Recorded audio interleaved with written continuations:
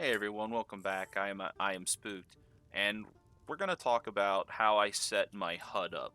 I get a lot of compliments on stream from people who like how I have my HUD set up, and I figured I would just set it because it's not complicated. It just uses like 5 different mods to get what I want. So when you go down there, you're gonna see that my attribute bars are in a different configuration. They look different. They just look cleaner.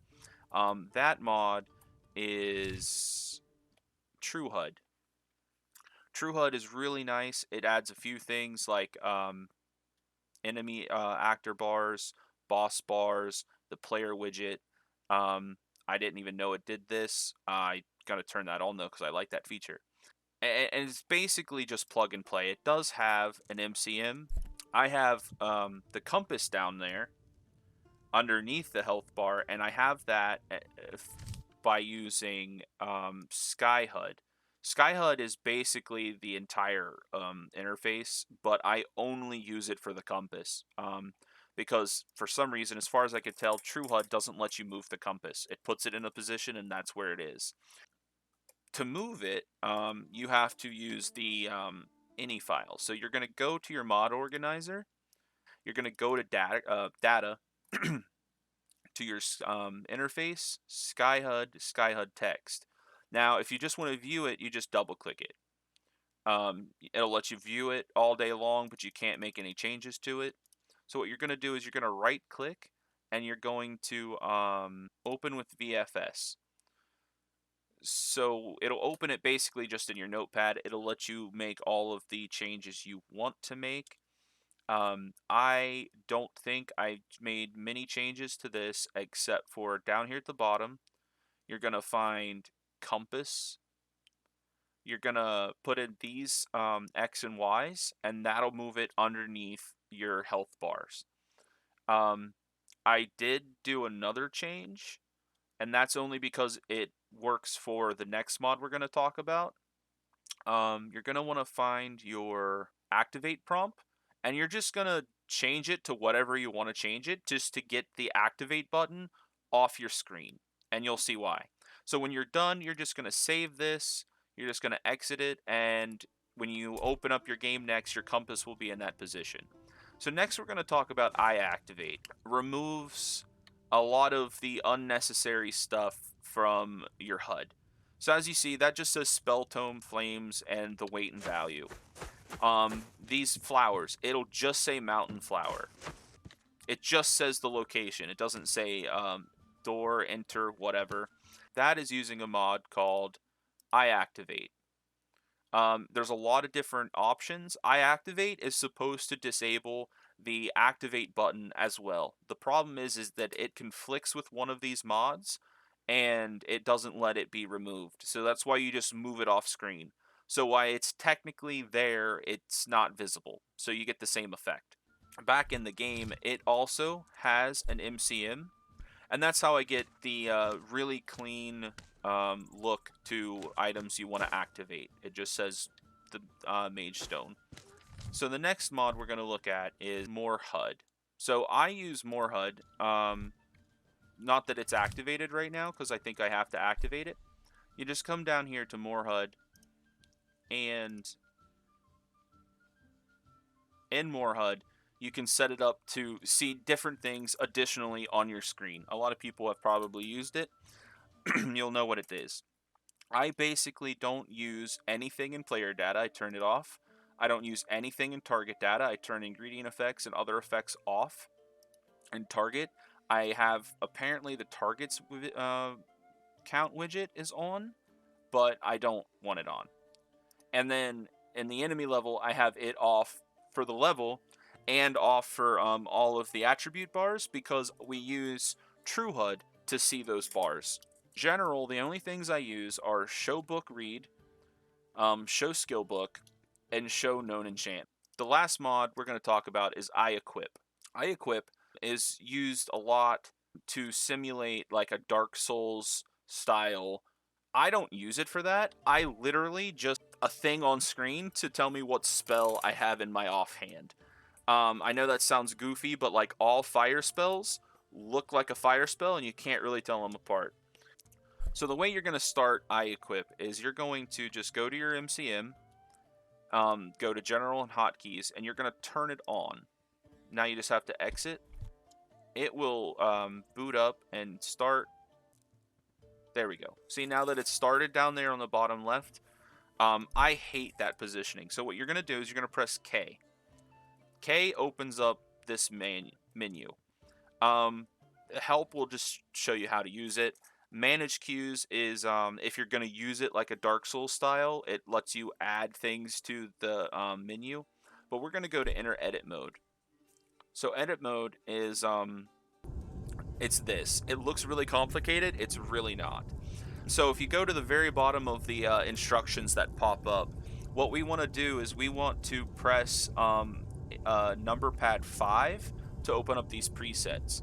Now I have a default preset file, so once you make up your what you want it to look like, you can actually save the preset. But I'm going to do it by default for you really quick, so you can see what it is. So I gather around all right, enter preset. It's gonna fade out for a second, and then it'll fade in. So yeah, this will be the one that I like. So if you look at the top of the instructions, you'll see that number pad, slash, and asterisk lets you select different widgets. Oh, get out of here. So as you can see, there's different widgets. You can do the whole thing. You can do your left hand, your right hand, your shout widget, your consumable widget, the poison widget. You can do all these different things. So what I like to do is I like to go to the consumable widget one, and then you're going to use numpad 3 to just make that invisible. I don't think it's necessary to have that on screen when you don't plan on using it. Next, you're going to go to the poison widget. You see up there under the instructions, it says press and hold to switch cycling widget groups. So you're just going to press and hold. So now you're going to see what's highlighted down there is just that. I like to leave that because I like the look. So I don't want the poison icon there. So we're going to use numpad 3. They're just going to go down and make that 0. The poison name, we're going to go down and we're going to make that 0. The poison item count, we're going to go down and make that 0. We want the left-hand background, we want the left-hand icon, we want all of this.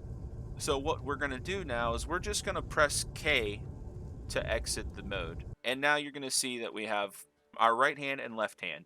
If you go to magic and you select a power like this, it's going to give you that widget up there. So you're going to see what's in your right hand, what's in your left hand, and what power you have equipped. And it takes a second to update sometimes, but you'll always know what you have equipped when you set it up this way. So the next thing we're going to talk about is just a Sky UI thing that I'm sure everybody knows about. So if you go up here, we're just going to drink these potions to get the effects. So if you see that I have the active effects down there above the health bar widgets, so we're going to go to systems, and I'll just show you how I got them to go in that particular spot, and that will wrap up how to set this up, and then I'll go to one that I have everything set up, and you'll get to see that. So we go to advance. You're going to want to go to orientation, make it horizontal. Go to horizontal anchor, make it left. Go to vertical anchor, make it bottom. Go to group icon count 8, horizontal offset 40, vertical offset -75. In general, we want to make the icon size small, and if you want to see the buffs you have active all the time, you're going to want to set this to 0. No matter what the time left is, you'll have that buff. I don't like to do that because if you get like a shrine buff, see, now you have that buff. You'll always have the buffs down there. Some people like to see it. I don't really like to see it, so I just ignore that bit. I leave it at 180 seconds. So now I'm going to go ahead and load the character at his current state. The only thing that I don't have set up on this character right now is iEquip, but I showed you how you do that, so it'll be fine. So now we're on the main character. I'm just going to drop a couple of items just so you can see some of the effects of more HUD. So if you look on here, so you're going to see more HUD's effects. So the armor rating, the weight, and the value is default, but you're going to see that little check. That just means that I already know that enchantment. On this one, the Amulet of Akatosh. So it's going to be a red, which means that we do not know that enchantment. I'm not sure you can disenchant this amulet. But you're going to see another icon there. That is just a more HUD patch for Legacy of the Dragonborn to say that if you have the item or do you not have the item. I don't think I have anything stolen, so it's not going to help me out here. But as you can see, the widget, or the health widget, is exactly how I have it set up. We just have more stats now. The compass is still there. I have the effects that are still there. The bottom right hand, you're going to see some more widgets on screen. That is just from Sunhelm, and I guess I'll go ahead and show you that while we're at it, in case you also use Sunhelm. There it is. So in our Sunhelm, you're just going to want to go to your cold. That'll be your cold widget. To put it in the bottom right hand corner, you want 400 and 660. And the displays and notifications. Yep, I just have it straight default and bottom right, and that's where they show up. Now we're gonna go ahead and I'll start iEquip and just show you how it'll all look all together. I have that preset, so it won't take any time at all to do. There it goes. We're gonna press K, just like we did on the other thing. Enter edit mode. Now once we're in edit mode, we're gonna hit number pad 5. We're gonna go to your thing that you've already created. Press enter. It's gonna load it over there, and we're gonna be good. And that's exactly how I want it. So we're just gonna go ahead and press exit mode there when it says open locks. Shouldn't say open locks, or shouldn't be a number there. But as you can see, it tells me my shout, it tells me the sword, it tells me the spell. Alright, so I hope that this video isn't too confusing. It's a lot to go on, but I hope it was pretty much step by step on how I get my UI to look like this. If you want to come watch this character get played live, we're on Twitch almost every night at twitch.tv/sospooky. The link will be in the description.